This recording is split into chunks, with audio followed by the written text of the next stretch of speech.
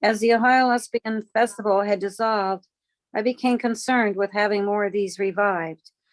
I decided to see if a full faith effort could lead us to a Kentucky Women's Festival. Many of my friends said, "Oh, no, don't do that. It'll be months and months of work." But I could feel that this was an opportunity. When I asked my horse friend, she fully opened up her farm to embrace the future of a women's festival. I began asking some of my devoted and dedicated women musicians if they would be part of it. I received overwhelming support and were more than ready to help. I set up a Facebook page similar to Michigan Family. Everyone was welcome to invite their friends. I have always been an inclusive person. That's how I was raised. More and more hoped for it to become a woman-born festival. I began to reconsider, knowing that the amount of older lesbians who, like me, would feel more secure and safe in a woman-born only space. I then made that part of my page's description. I resourced and obtained more musicians willing to make a go of it. My gay guy friend Jeff stepped up and made all sorts of flyers. I passed them out at the Cincinnati Pride Festival and obtained the names and numbers of many vendors. The Facebook group grew to 100. I then advertised on the Michigan Family Reunion Festival page and the Big Mouth Festival pages. Many of their colleagues and organizers got back in touch with me, offering tremendous support for the Women Born Women Festival. Friends I'd also met at MFR jumped wholeheartedly on board to do the sound, perform, and provide workshops. The community was hungry, I could see. With it reaching many festival goers, many well-known musicians and entertainers began to contact me. I received a call from Karen Williams, a nationally known comedian. I was totally surprised. Then we added her as well as the Troubadours, a feminist duo who are very well received.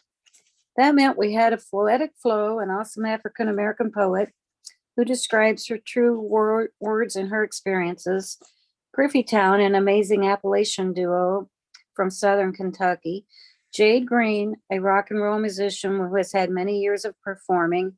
UBU, an Alabama band that play a lot of R&B. Chris Woodbury, a viola player. Rita Beach, who can sing anything and almost everything. Chandler Carter, another blues and R&B performer that is lesbian. And Ma Crow, an Appalachian duo that sing a lot of ballads. Our membership on the page then went over 300. My longtime friend developed a beautiful website. I organized a meetup to find volunteer coordinators. Some issues began to arise. Some were not in favor of a woman-born woman festival. Chris, the viola player, decided she could not support a non-transgender affirming festival. So did another young woman who had hoped to be the co-administrator.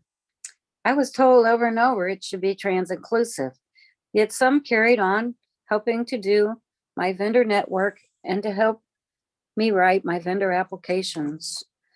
We visited the land again and clarified the farm was in support of a woman-born women's festival. We worked on food preparations, lighting, and porta-johns. I traveled to Frankfurt, our state capital, and set up our gathering as a nonprofit business.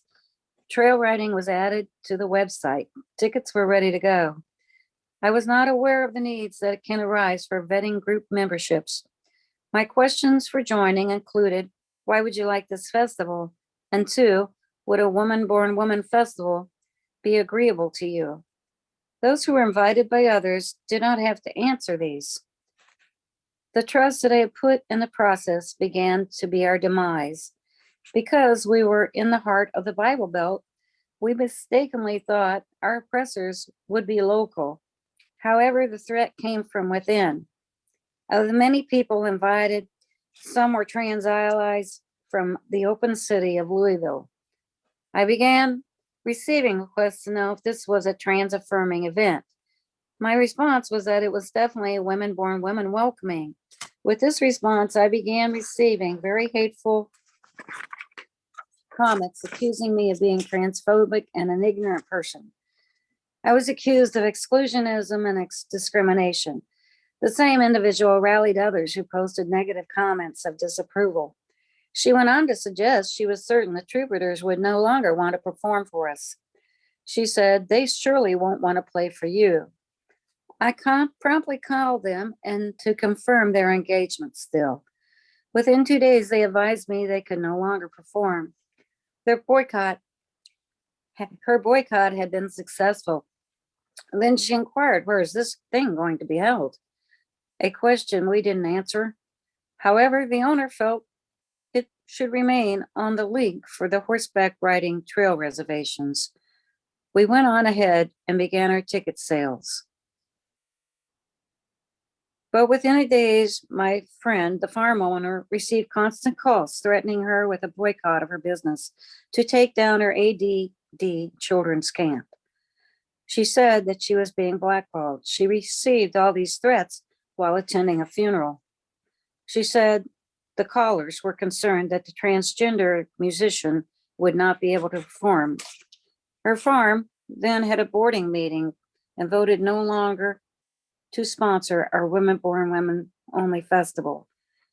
Subsequently, the farm board posted their policy towards helping all children at risk with issues and those with any kind of gender identity issues. And so that's how it ended.